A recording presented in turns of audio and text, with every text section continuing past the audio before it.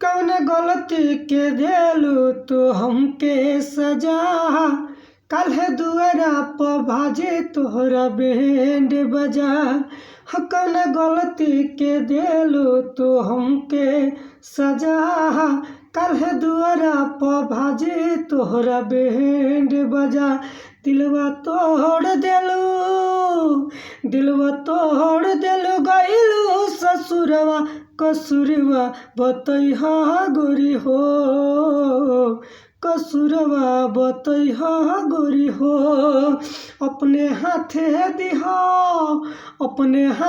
दिहा कीन के जहरवा, कसुरवा बतैहा गोरी हो, कसुरवा बतैहा गोरी हो।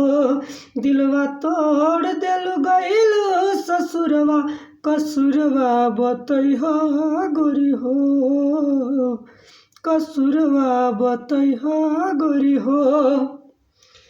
प्यार झूठो के हमरा से कइले रहलो, हम कइनी भरोसा तू घात कइलू हो। प्यार झूठो के हमरा से कइले रहलो, हम कइनी भरोसा तू घात कइलू। रोज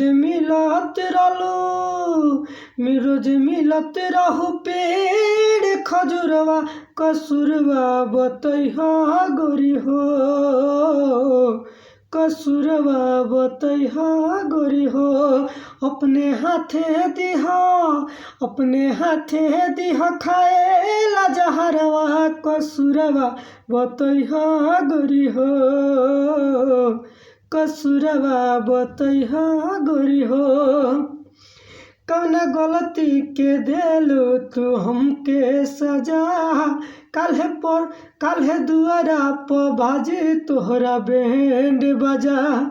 कौन गलती के देलू तू हमके सजा, काल्हे दुआरा पर बाजे तोहरा बैंड बजा।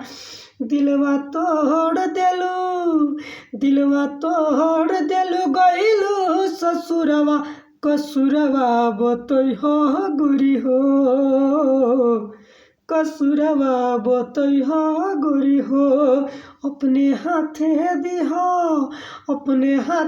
दिहा कीन के जहरवा, कसुरवा बतैहा गोरी हो, कसुरवा बतैहा गोरी हो। ये बाटे नया धुन के नया गीत, बहुत ही ज़बरदस्त मैटर में सैड सॉन्ग बाटे, जे भी नया पुरान सिंगर बा एकरा गा सकता, बहुत ही ज़बरदस्त मैटर में बा। अच्छा लगल तो हमारा चैनल के सब्सक्राइब करी और ज़्यादा से ज़्यादा कमेंट करके जरूर बताइए गाना कैसा लागल। अगर नहीं गाओ के तो गाना के शेयर कर दी ताकि और लोग गाना गा के सुन सके।